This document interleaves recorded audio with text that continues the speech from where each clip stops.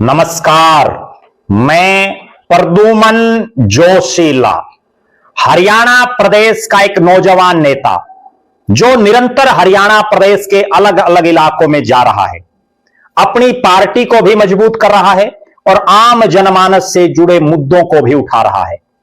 नाम है दिग्विजय सिंह चौटाला। और अब दिग्विजय सिंह चौटाला पहुंचे हरियाणा प्रदेश के एक ऐसे इलाके जहां चौधरी देवीलाल हो या चौधरी ओम प्रकाश चौटाला, उनको खूब मान सम्मान उस इलाके ने दिया। और अब अगली पीढ़ी में दिग्विजय चौटाला का भी इस इलाके में पहुंचने पर बड़ा जोरदार स्वागत हुआ। हम बात कर रहे हैं मेवात क्षेत्र की। नूंह जिले में दिग्विजय सिंह चौटाला के बड़े जबरदस्त कार्यक्रम हुए।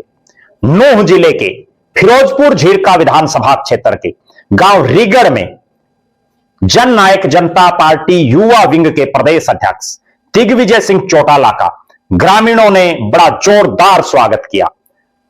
मान सम्मान की प्रतीक पगड़ी उनको पहनाई गई और अपने संबोधन में दिग्विजय सिंह चौटाला ने दुष्यंत चौटाला के कार्यकाल में किए गए कामों से लेकर चौधरी देवीलाल की नीतियों पर जो पार्टी जेजेपी चल रही है, उसके कार्यों को विस्तार पूर्वक बताया। नूंह जिले के फिरोजपुर झिरका विधानसभा क्षेत्र में जितना जोरदार स्वागत दिग्विजय सिंह चौटाला का हुआ, उसने एक बार फिर से साबित कर दिया कि यह मेवात की धरती चौधरी देवीलाल के परिवार के साथ जो उनका वर्षों का साथ है, उसको आगे बढ़ा रही है। नूंह जिले में दिग्विजय सिंह चौटाला का गांव रीगढ़ के अलावा मांडीखेड़ा गांव में भी भव्य स्वागत हुआ और यहां भारत रत्न डॉक्टर भीमराव अंबेडकर साहब की मूर्ति, जो उनकी प्रतिमा है, उसका अनावरण किया गया। भारत रत्न डॉक्टर बाबा भीमराव अंबेडकर की जयंती से पहले उनकी प्रतिमा के अनावरण के कार्यक्रम में दिग्विजय सिंह चौटाला ने बाबा साहब के दिखाए रास्ते पर चलने का संकल्प लिया और बाबा साहब के द्वारा किए गए कार्यों को आम जनमानस के बीच बखूबी बताने का काम किया। दिग्विजय सिंह चौटाला ने नूंह जिले के अलग अलग इलाकों में जा जाकर के अपनी पार्टी की मजबूती का काम किया। वहीं पार्टी से जुड़े नेताओं के घरों में जाकर के उनका हाल चाल जाना।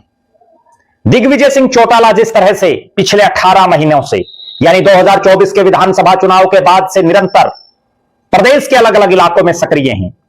कभी वो युवा जोड़ो अभियान के तहत युवाओं को पार्टी से जोड़ते हैं, तो फिर युवा योद्धा सम्मेलन करते हैं।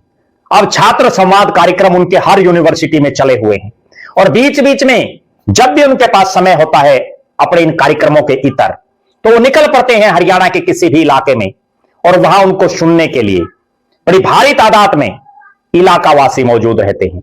मेवात की धरती पर जिस तरह से भव्य स्वागत, जोरदार ढोल नगाड़ों के साथ जो स्वागत दिग्विजय सिंह चौटाला का हुआ, उससे ऐसा प्रतीत हो रहा है कि जननायक जनता पार्टी एक बार फिर से उसी रिदम, उसी लय पर पहुंच गई है जहां वो 2018 और 19 के दौर में थी। अभी विधानसभा और लोकसभा के चुनाव को लगभग 3 साल का समय बाकी है। उस लिहाज से दिग्विजय चौटाला की मेहनत निश्चित तौर पर एक बार फिर से जननायक जनता पार्टी को और ज्यादा मजबूती के साथ अगले चुनाव तक ले जाएगी। आप दर्शक क्या मानते हैं? दिग्विजय सिंह चौटाला की मेहनत को आप किस नजरिए से देखते हैं? मेवात की धरती पर जिस तरह से दिग्विजय सिंह चौटाला के जोरदार कार्यक्रम हुए, उन पर भी अपनी बेबाक राय जरूर रखें। बहुत बहुत धन्यवाद। आपका अपना प्रद्युमन जोशीला।